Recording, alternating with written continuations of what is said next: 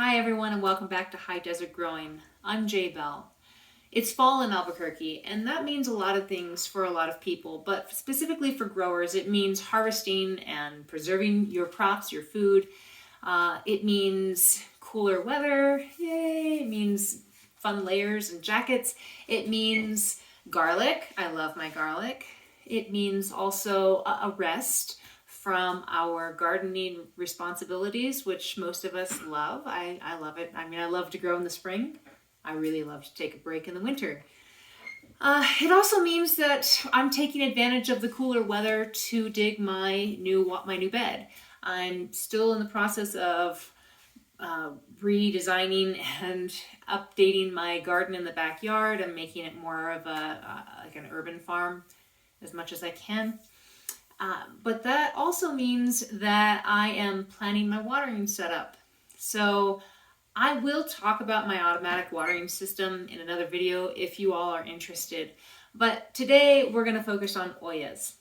So we'll talk a little bit about their history, how they're most effectively used, and then some ways that you can make your own if you're feeling like DIY. I'll also point you to some places at the end, actually down below, where you can, just buy oyas if you just want to plug and play and not have to do all of the hands-on work. Let's get started. Oyas are an ancient watering technique. We've seen evidence of the concept in use throughout recorded history, from the Fertile Crescent to the American continents. For watering use, the oya is made out of an unglazed clay, usually with a narrow neck and one single opening. When buried, the drier soils pull water through the porous clay and maintains a regular moisture level in the soil naturally. They're pretty neat. Let's take a moment and appreciate all that an oya can do for us. First, it reduces surface evaporation by delivering water directly to the roots. 2, it helps reduce weeds. Many weeds have shallow root systems and their seeds sit on the surface or just below it. So when you water deeper into the soil, the weeds have less opportunity to grow. 3, it can help to reduce soil-borne disease, which can splash up onto the leaves when watering from above. However, I do want to point out that there is something to be said about watering from above. So if you're doing both or mixing, like I do, it's not a bad thing. 4, water-wise, because you're reducing your evaporation and water runoff, you're maximizing the water you do use and reducing how much you need overall. Water runoff is a major problem in New Mexico, especially if you wind up with hydrophobic soil, which is basically soil that doesn't absorb water. If you've ever watered your garden, then you dig down and you find your soil's dry underneath the surface, even though you watered for 15 minutes, you have hydrophobic soil. More regular moisture in the soil should help with the cracking in your tomatoes, for example, that comes from feast to famine and back again watering practices. Now, some of that's not our fault. Sometimes we have really terrible high temperatures and really dry spells. So having that really dry period, even if we're watering somewhat decently, you can still wind up with that cracking that we wind up with. Also, blossom end rot. Some of you may have had peppers or tomatoes where the bottom of it winds up, rotted. That is typically a problem with uptake of calcium in the soil. And a lot of people like to say that, you need to add calcium to your soil. The truth is that we actually have plenty of calcium in most of our soil. It's there. It's just not readily available to the plants because it's not dissolved. So some people like to add calcium to the soil to help make it more readily available to the plants. But what I find that helps the most overall is regular watering practices. So if you are making sure that your tomatoes have regular water on a regular basis, you're going to be fine for the most part, with a few outlying cases.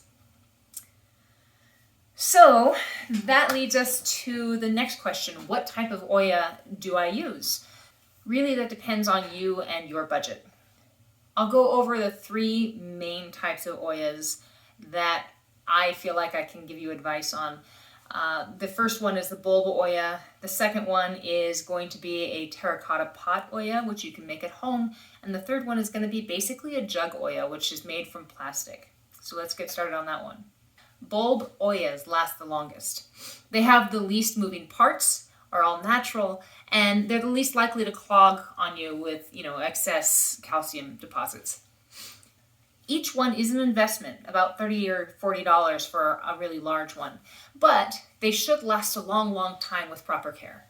I've had my oldest ones for 6 years now, and they are still going strong. Now, ultimately, I would like to get some large corks to go in the top of mine so that I can minimize the chipping that happens whenever I put the brick over them to minimize evaporation and to keep bugs out. But there are types of oyas that you can get that come with tops. Really, it just is a matter of, cover it however best works for you. I've seen people use juice tops on top of their oyas, and that works too. Terracotta oyas. I'm talking about terracotta pots. And you can really make these for little to no cost, depending on where you source your pots from. So this is one that I made from 2 terracotta pots. I got new ones from the store. It's not pretty. I'm not an expert with silicone by any means. Eventually the silicone may very well wind up damaged, just from wear and tear and being out in the weather, but it should last a long time otherwise. I'm talking about years. Cost-wise, this makes a lot of sense. This maybe cost me about $10, maybe $20. So it's about, a quarter to half the cost of the bulb oyas. But you can also source your terracotta. Sometimes you go to estate sales, you go to garage sales, and people are always out here trying to get rid of their terracotta pots. Try to find the cleanest one that you can. Make sure you scrub it out. The ones that are really gunked up, maybe pass on those, because you're relying on the porosity or the ability of the water to seep through the walls of the clay into the soil. So if it's a really old terracotta pot and it's been used a lot, maybe don't buy that one. But if you can find one that's only been used a few times, or even, goodness, has never been used, it's perfect. You just need 2. You glue them together, you plug the bottom with silicone, you leave the top open, and then you bury it in the ground to about, I would do it to about here, about an inch or 2. And then when you're ready to water, I wouldn't try to water into that hole unless you're very patient. I will get a funnel and I'll stick that in there. Funnel doesn't cost a lot. I think you can find them at the dollar store. They're not very expensive at the hardware store. I would get a slightly larger one so that you can, fill it up more efficiently and not have to spend as much time standing there waiting forever. So that's a great option. It should last about as long as a bulb oya. And it costs a lot less. The most expensive part of this, I think the pots are around $3 to $4 each, and then the silicone sealant is about $10 for a tube, and that one, I didn't even use a half of a tube of that on this. So that'll do you 2 or 3 oyas. Lastly, if you're into upcycling and you're not afraid of a little bit of plastic in your beds, you can use old juice and milk containers. They're really nice because they come with a lid that fits them perfectly, and the only tools that you're going to need are going to be a needle, a candle, and a pair of pliers. These don't really have the lifespan that the other 2 have because our sun and dry heat will break the plastic down in a season or 2, and then you'll wind up, if you're not careful, with shards of plastic scattered throughout your soil. But it's hard to really beat the cost, which is basically free.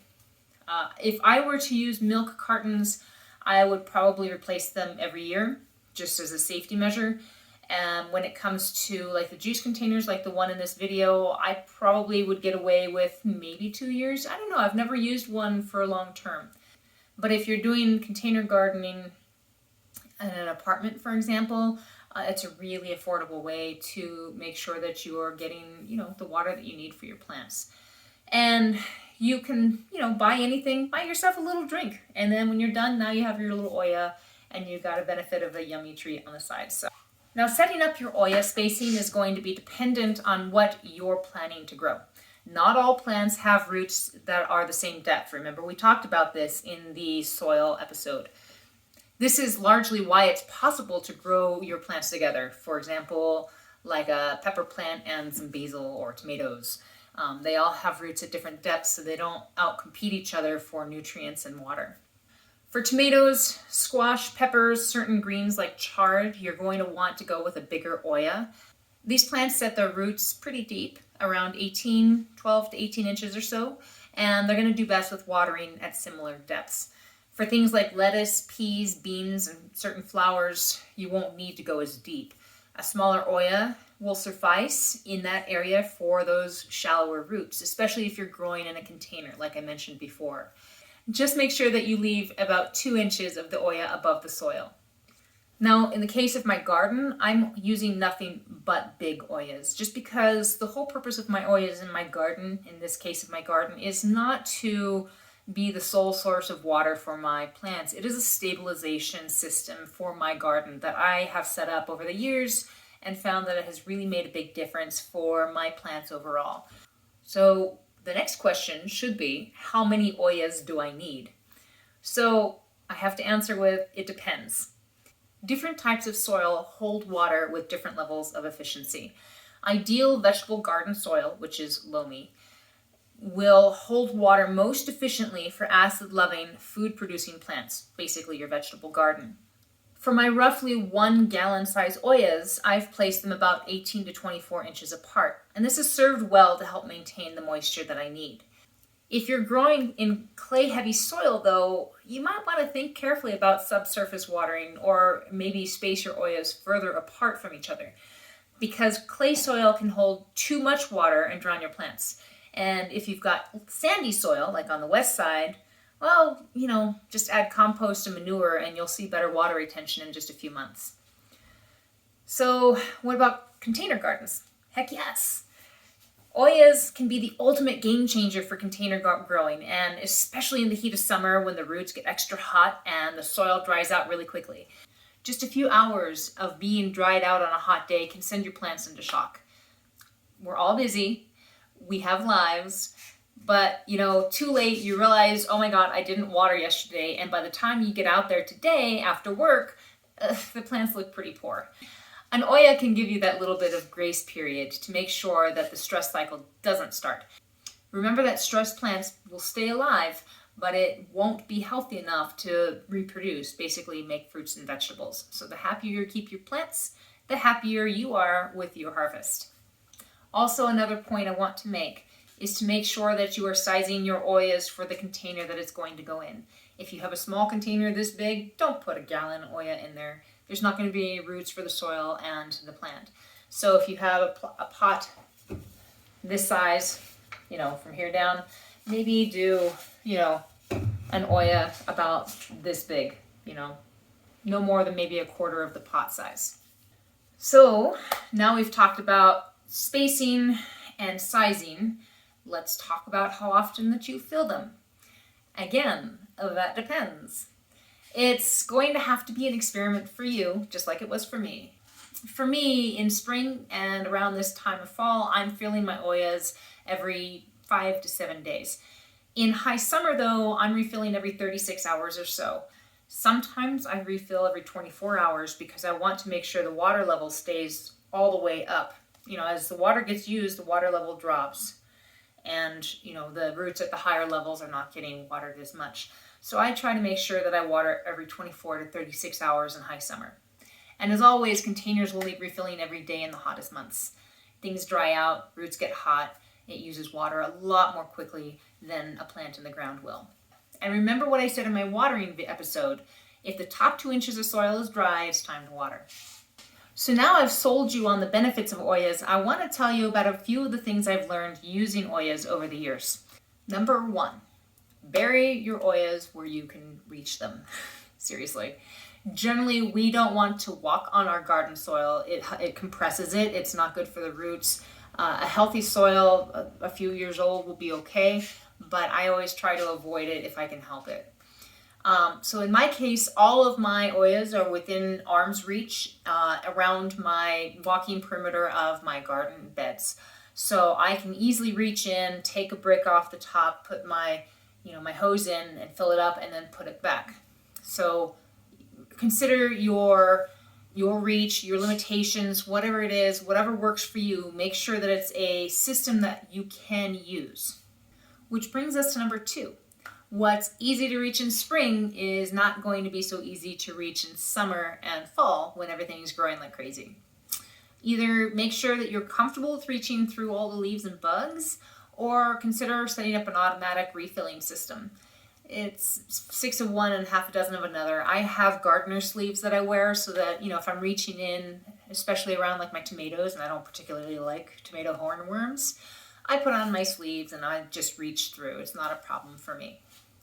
But if I'm trying to water around my squash, that gets to be a lot of fun because those plants get huge.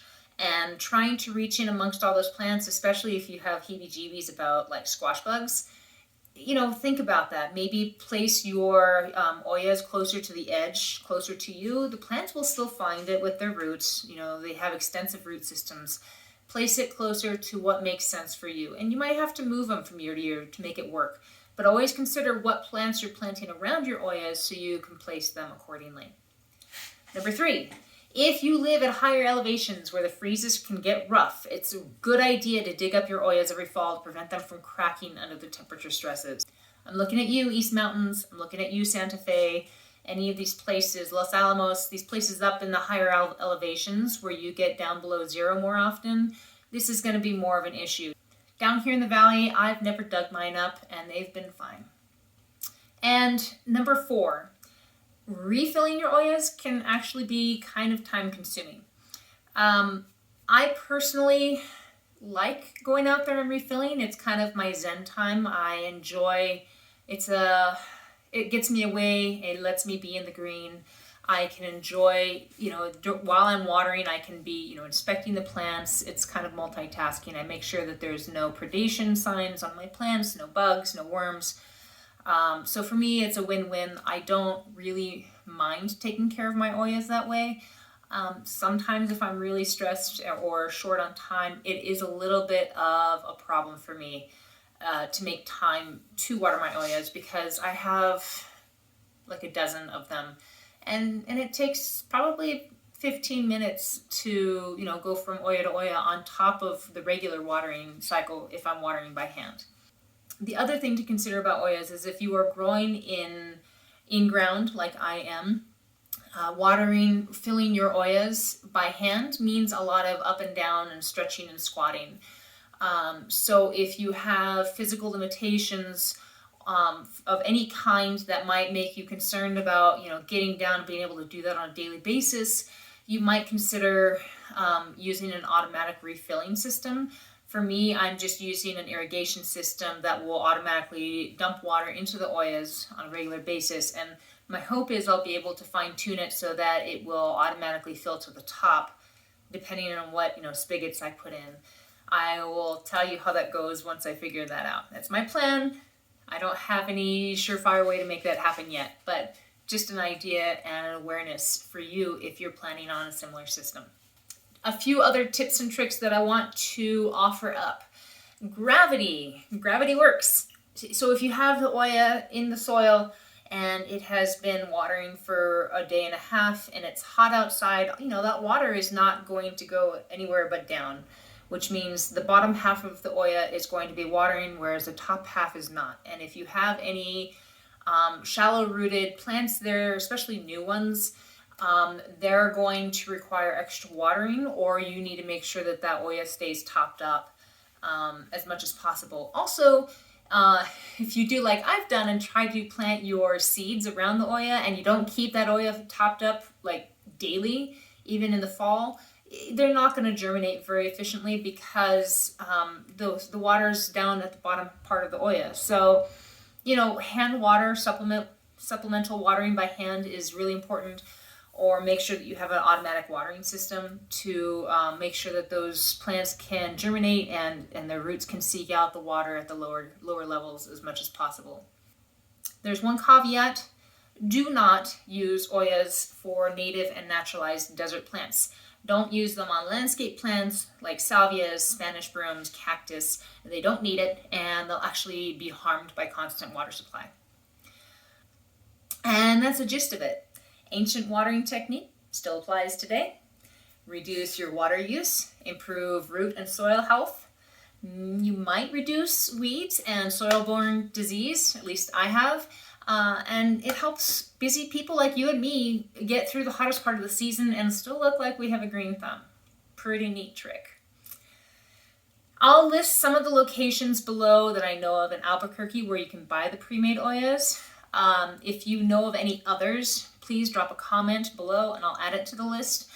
And also feel free to ask any questions below. If there's enough interest in something like this Oya video, or I think it's a good question, I'll make a video. So let me know what I need to research and or answer questions about here in the future. That's it. Remember to like and subscribe.